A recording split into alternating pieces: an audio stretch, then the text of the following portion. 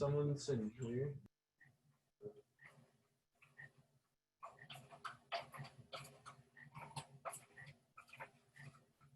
Okay, let's do a sound check. Can everyone hear me on the other end? Yep. Great, we can hear you.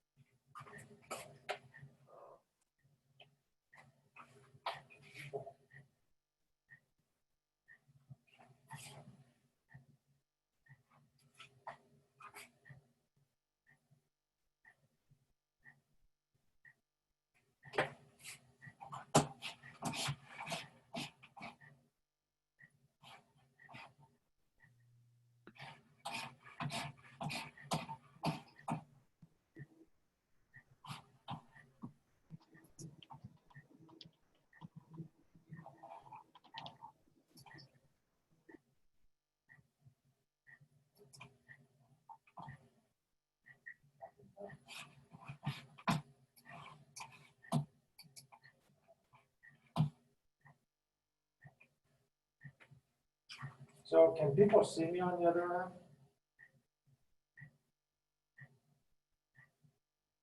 Hello? No, we can't see you. You can see me? Okay, good. All right, so let's begin class.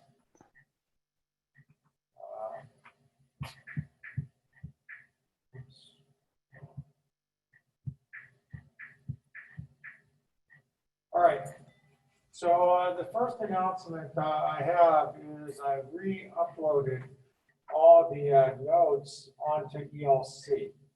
So I know there were certain problems in terms of visibility with the notes beforehand, so they're now all PDF files. So this is a sample of one of the notes now on ELC. Now, the only drawback to this format is that some things get cut off in various places. So as you can see over here, the cutoff is not too bad, but unfortunately it gets cut off sometimes in between the computations. So I can't really help that, but at least the magnification is a lot better now. Okay. All right, so let's see. The next thing I wanted to point out, so on the syllabus, we're at homework 3 right now. So I'll actually write this down in a second. So homework 3 is due today. Homework 4 will be due a week from today. And homework 5 will not be due in week 6. It will be due the week after. Okay, so I'll actually write this down. So that way you won't have to worry about turning in homework the week of the midterm. Okay, is that clear? Yes? Okay. So let me actually write this down when I start the class. Let's go back out here and start the notes. Okay, so let me write this down. So homework 3,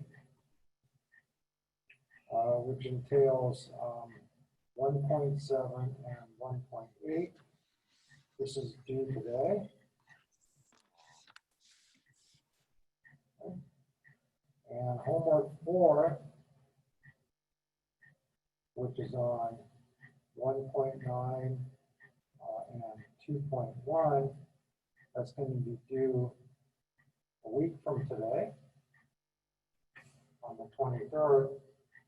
And homework 5, which is 2.2 and 2.3, this is going to be due the week after the midterm on the Wednesday. Okay? All right, any questions on this?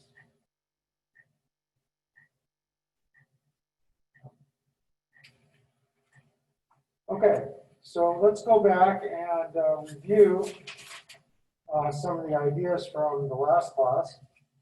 So last class, we were looking at matrices for linear transformations.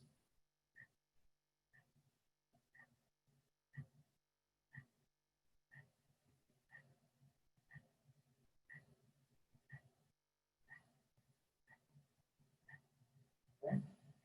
And so the idea is that if you have a linear transformation, I can represent it via matrix.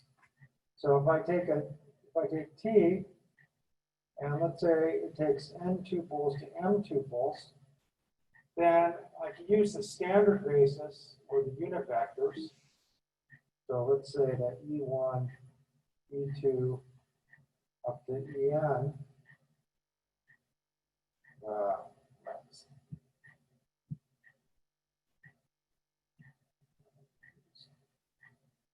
Erase this a little bit now. Okay, so let me go back and clean it up. So up to En. So these are the unit vectors. Okay. And they form a basis. And with respect to the unit vectors, I can actually express T as a matrix times something. So then T applied to X is equal to A times X. And the matrix A is just obtained by looking at what happens when I apply T to each unit vector. So that's T of E1, T of E2, and then this is T of En.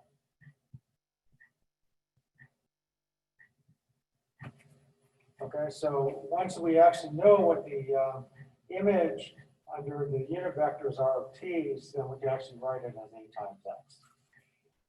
Now, this was useful because we can actually say when a linear transformation is onto. So we had, last time we were looking at the question of onto, and it turns out that T is onto Rm. That is the image of Rn under T is equal to Rm. And that turns out to be true if and only if A times X equals B has a solution. So it's consistent for all B and Rm.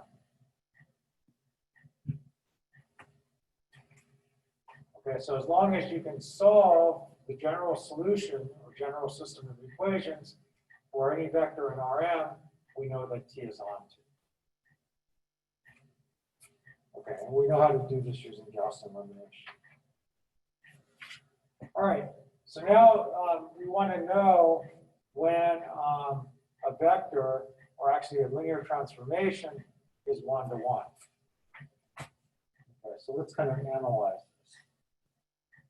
So we're actually going to analyze the situation for one-to-one. Okay. So let's write out the definition first.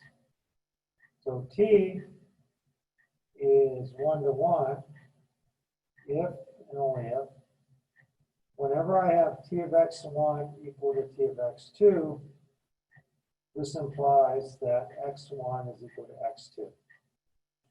Okay, so whenever the images are equal, then the things that you started out with have to be equal too. Okay.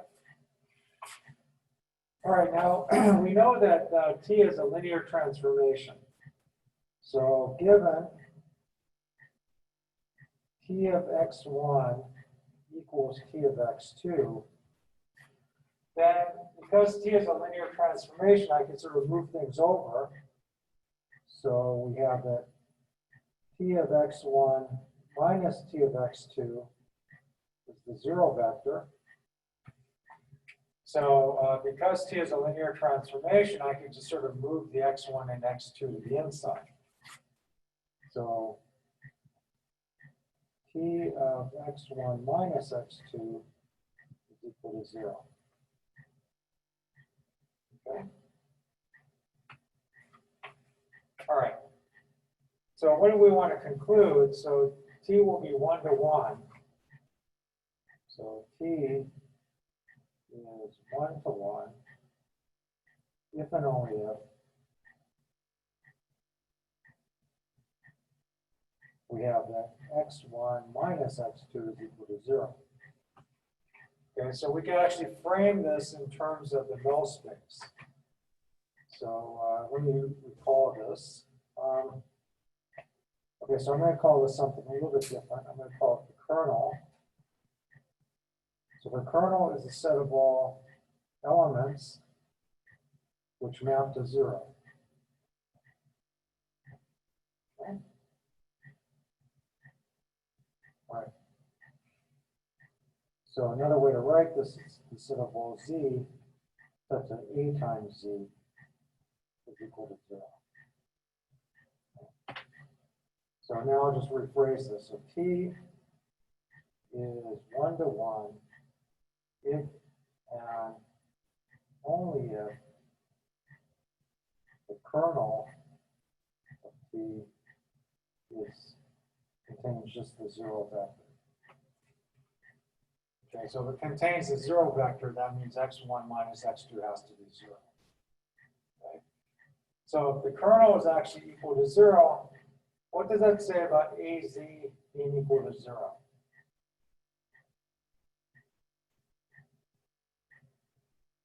Anyone? Homogeneous?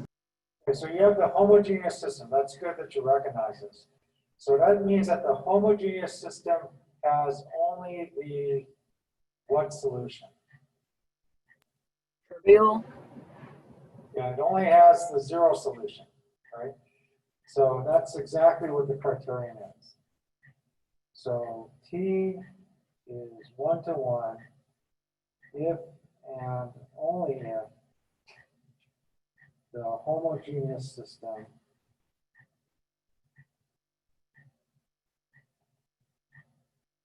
I'll call it AX equals 0 has only the trivial solution.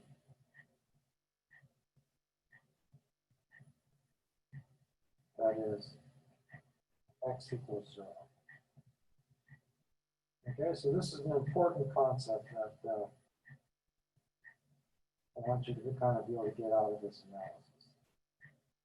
Right? So to test whether linear transformation is 1 to 1, we have to look just at the homogeneous system. And we actually know how to see whether you have the trivial solution or not by just using Gaussian elimination. And then to prove ontoness, we have to look at the general solution. And to see whether the general solution is actually consistent for all B's in Rn. Okay, so this is where systems of equations comes into play in terms of showing 1 to 1 and ontoness of linear transformations. Great. Okay, so what I want to do next is I want to take an example of a linear transformation, and I'd like to be able to see whether it's 1 to 1 or onto. Okay, so here's an example.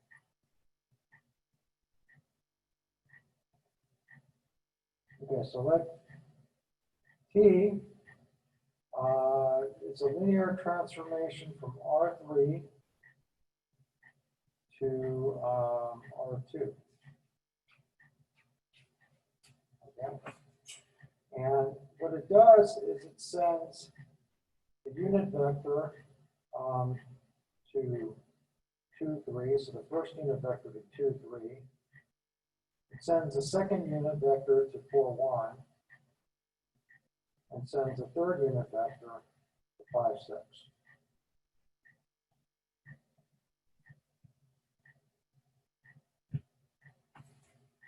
All right. So the question is, well, this is part A, is T 1-to-1. And part B is T onto.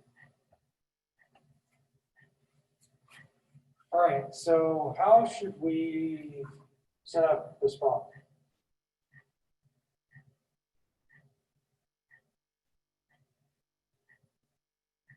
You put everything into a matrix. So we want to represent T as a matrix times X, right? So step one would be to kind of express this as A times X. Okay, what is A in this case?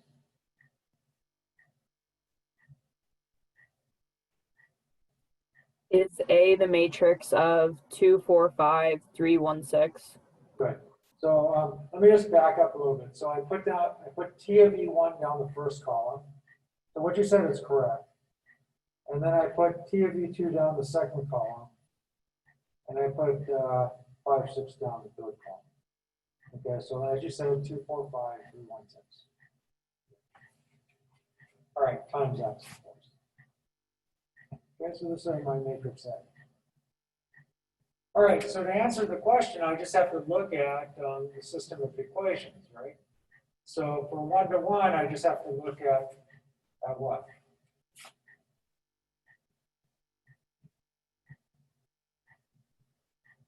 What system of equations do I have to look at to prove 1-to-1-ness? You just set it equal to 0. Good. So I'm going to look at AX equals 0, which is the homogeneous system.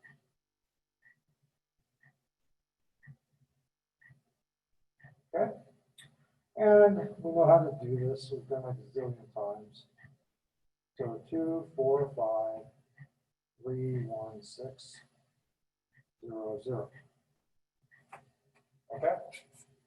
So we're looking at this homogeneous system here.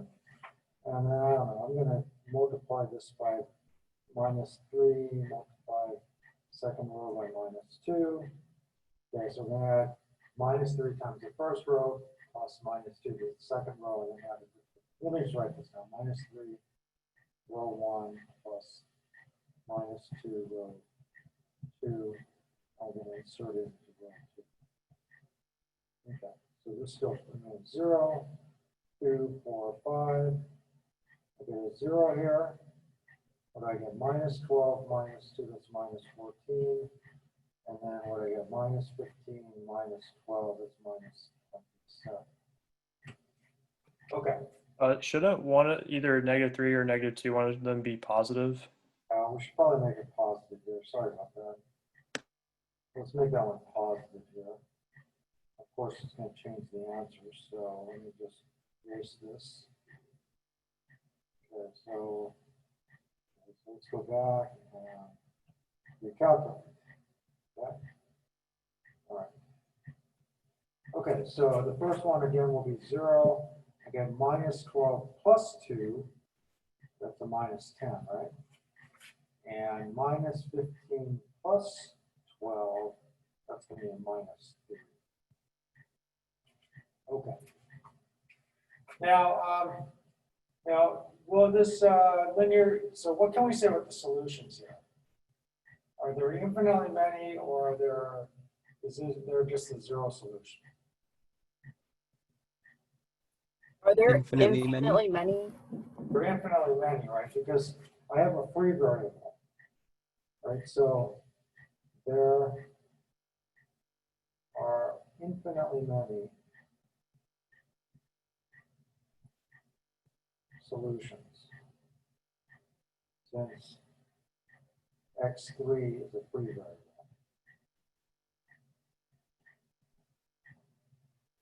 Okay? So that means that 0 is not the only solution. So what can I conclude about T? Is it 1-to-1 or not 1-to-1? Not 1-to-1. Yes, or T. So therefore, x equals 0 is not the only solution. Thus, T, as you said, is not 1 to 1. Okay, is that clear how we did this? Yes. Does that say x3 equals t? Sorry, I can't read it. Oh, x3 equals t, yes.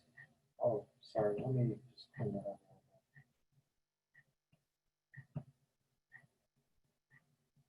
Is that better?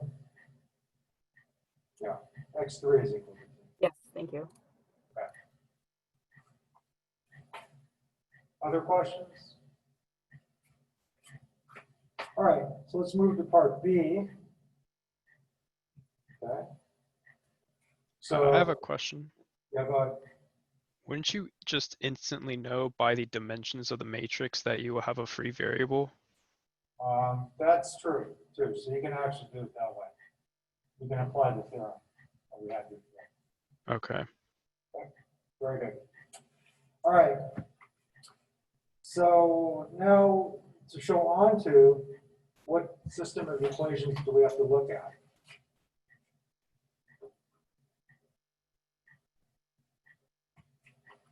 Non-homogeneous. Right, we have to look at the non-homogeneous system. So now we're going to consider AX equals B, where B is in R2. Okay. So we have to set things up in a similar way. 2, 4, 5, B1 and B2, and 3, 1, 6. Okay, so you want to know whether this always has a solution or not. Okay. But then, we do the same deal, right? So we're going to get the same thing on this side. Okay, so what's down here? So it's minus 3B1 plus 2B2.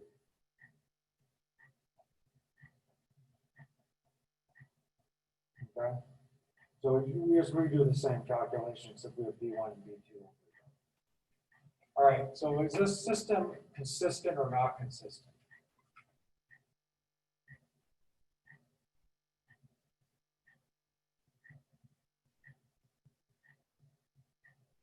Is it consistent or not consistent? Consistent. It's consistent, right? Because here I have the pivots, and so this system is consistent.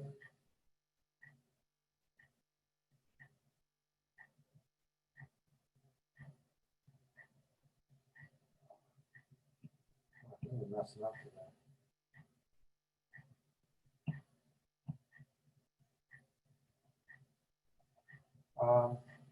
Because we don't have like zero times something is equal to some non-zero number.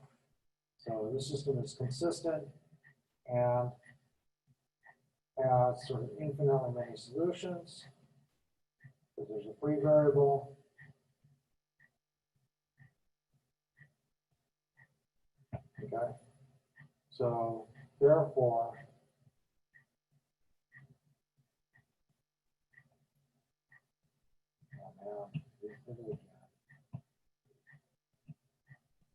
not my day.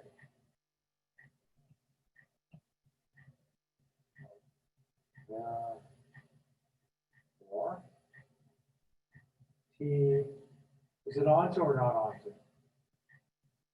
Onto.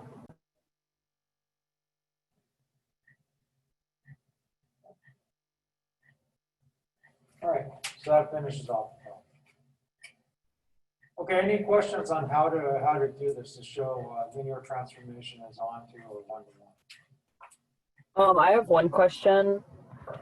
If the solution didn't have infinitely many solutions, so there were no free variables, would it still be onto? So if it has one solution, then it's onto. Okay, thank you. Just has to have one solution. That's it. That's it.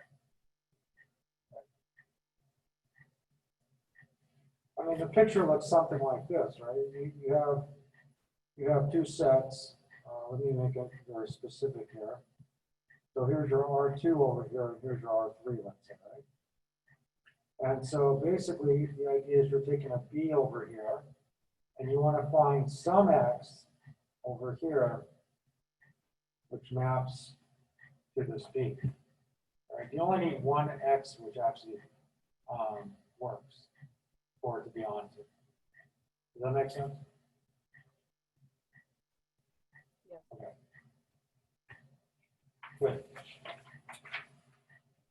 All right. So the next topic we're going to talk about are matrix operations. So let me kind of draw a line. Let me draw it slowly so I don't mess up. Yeah, that's good enough for now. All right, so let's talk about matrix operations.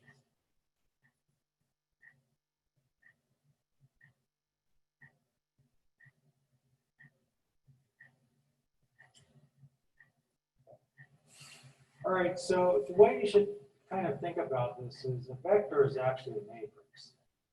And what we can do is we can sort of think about more general vectors, which just don't look like columns. They can actually look like, you know, sort of blocks of tuples. So let me sort of talk first about, so let's say A and B are M by N matrices. Okay? So a matrix is just an array of numbers. So A typically is of the form A11, A12, A1n, A21, A2n, AM1, AMN. Okay, so it's just an array of numbers. And B will also be an array of numbers where you have M rows and N columns. Okay. All right, now, as you would expect, we have various operations with matrices. If I take two matrices which have the same dimensions, I can add them. So one of the notations I'm going to use for this is I'm just going to use the notation Aij. Well, Aij just means a matrix with entries Aij in each place. So the A11 spot is sort of up in the corner, and A12 is next to it, and so forth and so forth, and so on. And B will denote as, let's say, Bij.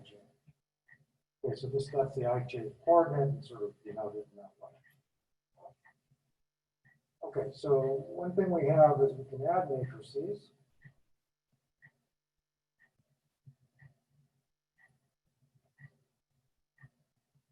Okay, so if I take A plus B, this is Aij plus Bij, and the resultant, you just add the same coordinates. Okay, just like vectors. I mean, in order to add vectors, you just add the corresponding components together, and that's the result. All right, so let's do an example. So let's start over here. So I have 1, 2, 5, 0, 1, 2, and I'm going to add it to a matrix of the same size. So it's 3, 7, 5, 6, 2, 1. Okay. So just like with vectors, we add the corresponding spots together, and that's our result matrix. Okay, so so what do we get in the first row here?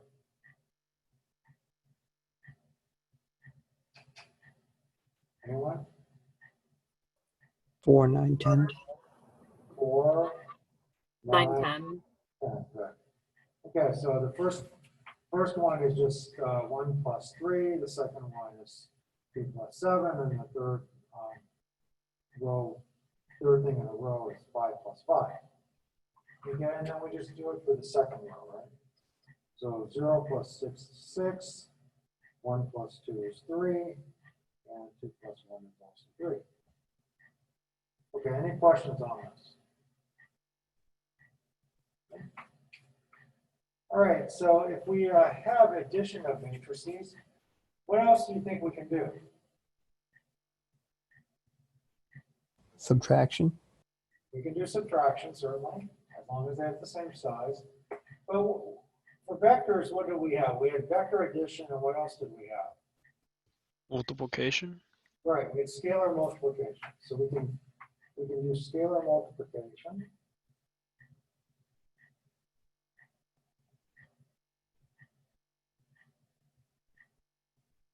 And in the same way. So if I take lambda times a matrix, that's lambda times a matrix Aij, then I just multiply the scalar into every entry. So it's lambda times Aij. Okay. All right, so let's do an example. All right, so I take 3, that's my scalar, and I have a matrix 1, 2, 5, 0, 1, 2.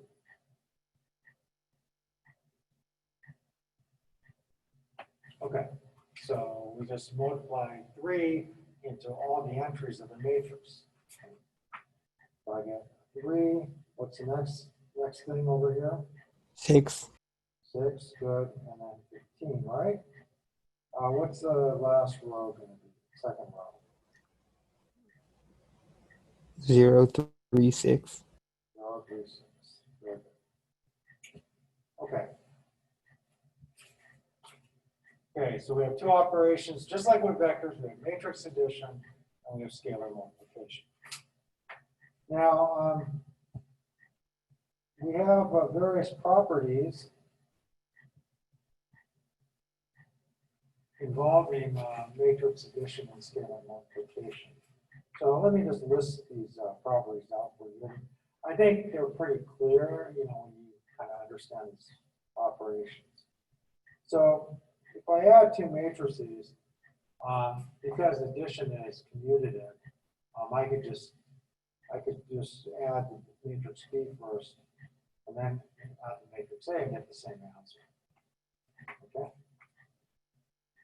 And then similarly, if I take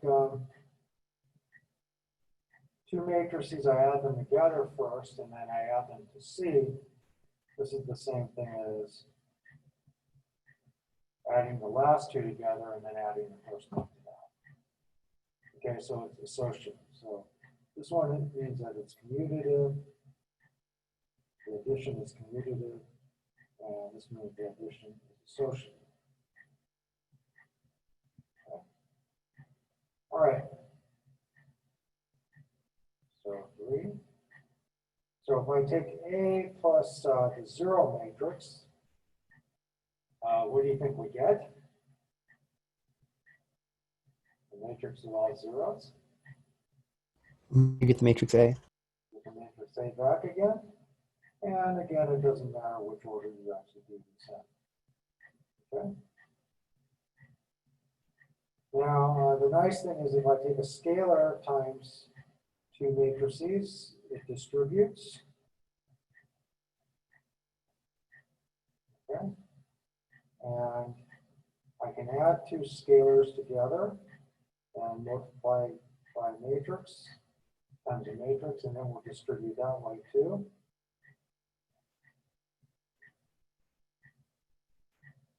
Okay. And then finally, if I multiply two scalars together times a matrix, I can just multiply S times A first and then R times A.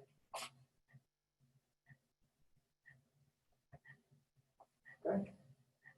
So let me say R and S. Okay, any questions on these properties?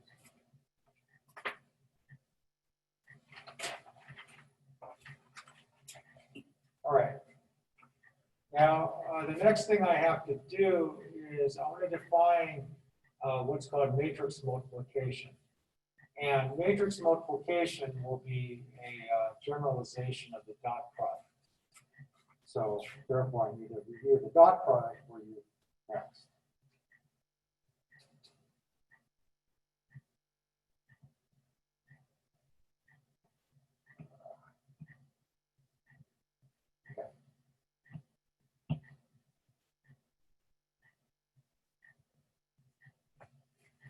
All right, so let's review the dot product a little bit. So if I take two vectors here, V and W, and I sort of think of them as just coordinates, V1, V2 up to Vn, dot W1, W2 up to Wn. So then the dot product is obtained by just taking the sum of the product of the individual coordinates, right? So V1, W1, V2, W2, plus Vn, Wn. Right? And one of the statements that you sort of learn about the dot product is it's a fast way to tell whether two vectors are orthogonal to one another. So V1, so V is orthogonal to W if and only if what about the dot product? Equals 0. Equals 0. Okay, so this is just a quick refresher on what the dot product is. Now, what I want to do is I want to actually write the dot product as vectors in columns and rows. Okay, and this will be quite useful because that's how we're going to define matrix multiplication. So when I write the dot product, I want to think about the vector V as being a row. Okay. And I want to think about the vector W as being a column. Okay.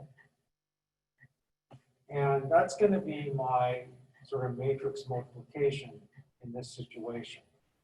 So here I have a 1 by n matrix, okay, 1 row and n columns. And here I have an m by 1 matrix. So I have n rows and 1 column. And the answer is the same.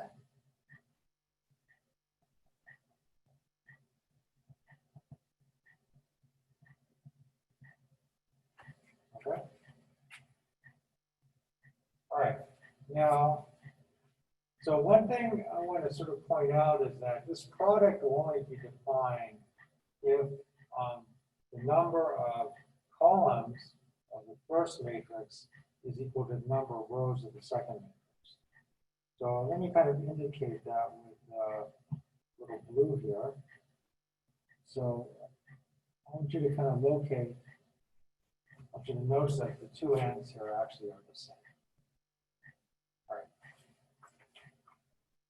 Okay, so now what I'm going to do is I'm going to generalize the dot product using a new definition. So this is called matrix multiplication.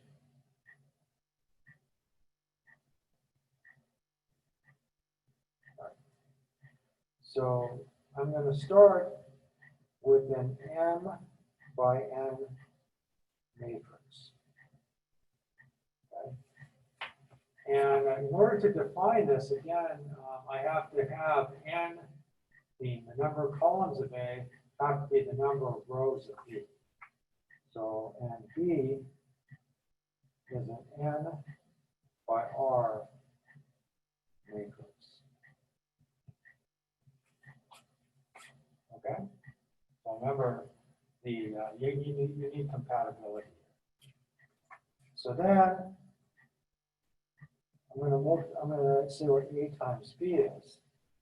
And So all I have to do is I just have to specify what the CJ entry is. And the CJ entry is just the sum over K of AIK BKJ.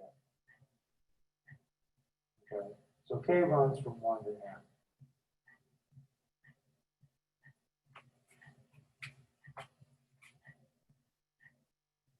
All right, so this may look kind of weird at first, but really what it is it's actually taking dot products of rows with A with columns of B.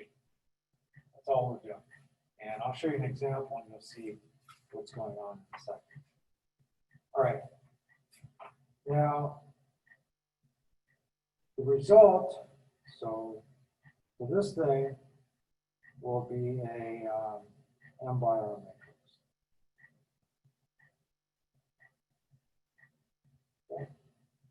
So if you look back at our example with the dot product, the result is a 1 by 1 matrix, which is just a number. So it coincides with this. All right, so now let's actually do some examples.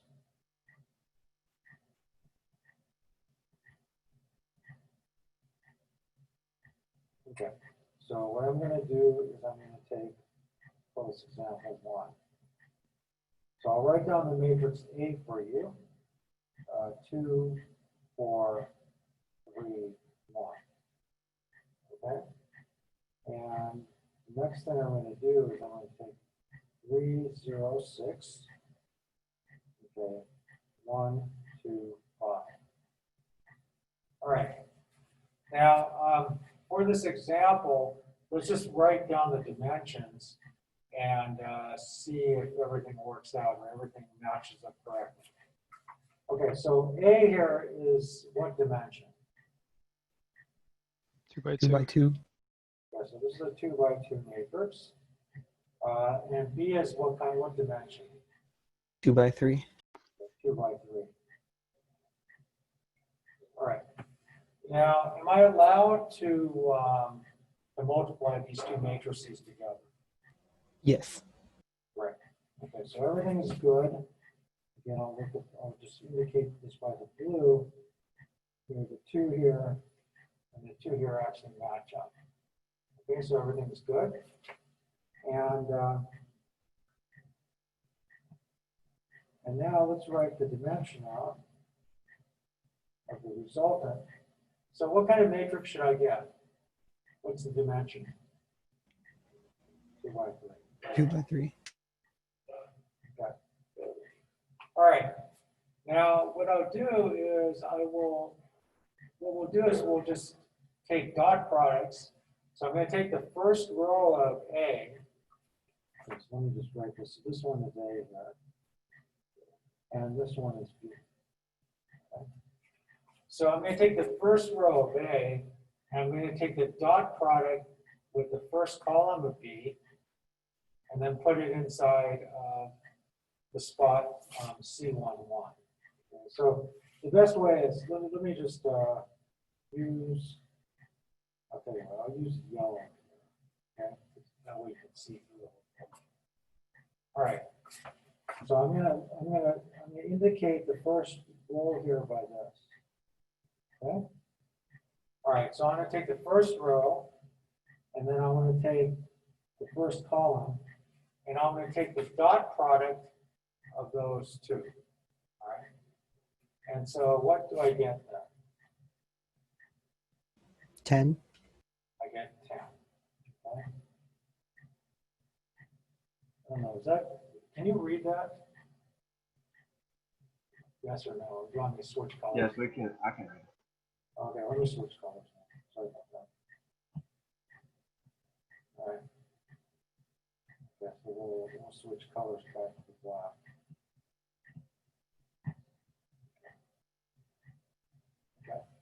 Okay. All right. So we get 10. All right. And then what we do is we just go to the next column, namely this column right here, and then take the dot product of 2, 4 with the next column. And what do we get there?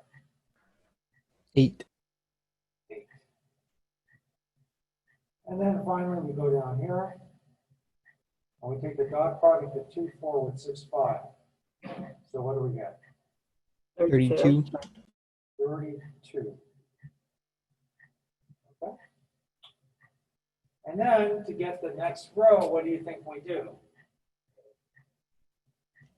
Use 3, 1 as the dot product. Yeah, so we take the second row of A and then we dot it with the columns of B. Okay? So let me just again indicate this with yellow. No, let's indicate that with green. Okay. So now I'm going to take the green one over here. Okay. And then we're going to dot it. So let me go back. And, there's a good way to do it. Okay.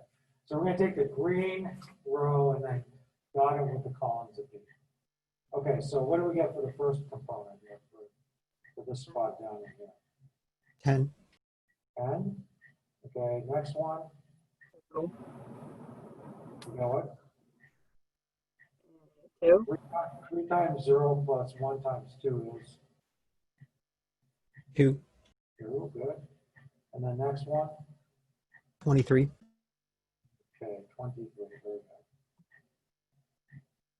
All right. Okay, any questions on this? We'll do another example.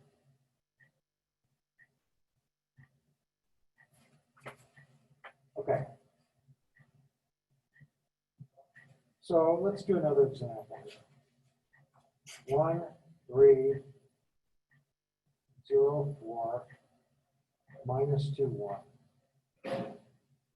2, 3, 1, minus 1. All right. So let's just make sure this is correct. So this is a 3 by 2, right?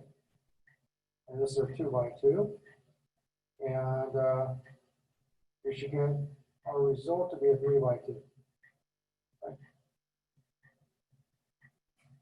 Everybody okay with that? All right. So again, we take the first row up here, and then we dot it with the columns of B. Right? So what do we get? 2 times 1 plus 3 times 1 is 5, right? Yeah, plus that. And then the second one we get is 1 times 3 plus 3 times minus 1, I get 0. Okay? Everybody all right with that? And then we'll go down to the next one, and we get what? What do we get? What do we get for the second row of that? 4. Okay, so we get 4. What's the next? What's the next thing? Negative 4. Negative 4. Very good. And then finally, we take the dot product of this with the columns, and what do we get?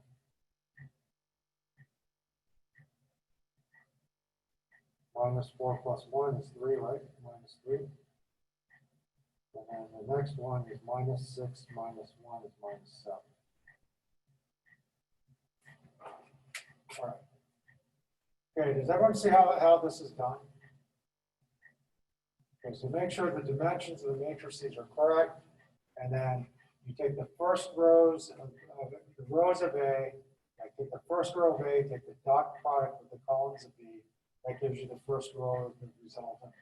And then just move down the rows of A by taking, and then take dot products of the columns of B, and then everything's good.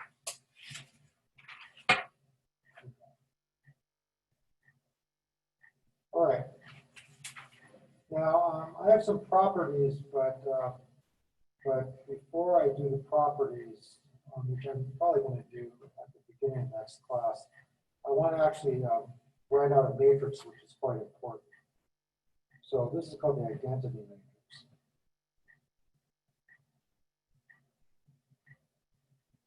Okay, so I. So I is just a matrix where you have ones down the diagonal, and then zeros everywhere else. So this would be like an M by M matrix. Okay. Now let's take one of these matrices, like 2, 4, 3, 1, And let's multiply times the identity matrix. Okay? So it's a 2 by 2 multiplied by a 2 by 2, I should get another 2 by 2 matrix. All right, so what's the answer going to be? What's the first row? The dot product of 2, 4 with the columns of. Just 2. So first one's 2. What's the second one? 4, Next, 3, 3, and then 1. 1. I gave the answer away, right? I said it's the identity matrix, meaning that if you multiply the matrix with an identity matrix, which is compatible, obviously, then you get back the same matrix you had before. So this is A times identity, and then you just get A back. Okay, so of course it acts like number 1, right? Number 1 gives you that, which you had before. And then similarly, you can do the identity on, say, 3 by 3 identity. We'll just do this real quick. 1, 3, 0, 4, minus 2, 1. Okay. So if you do this, you get the same thing back.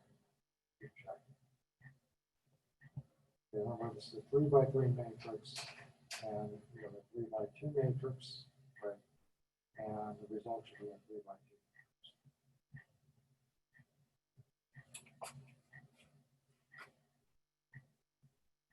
All right, any questions on this?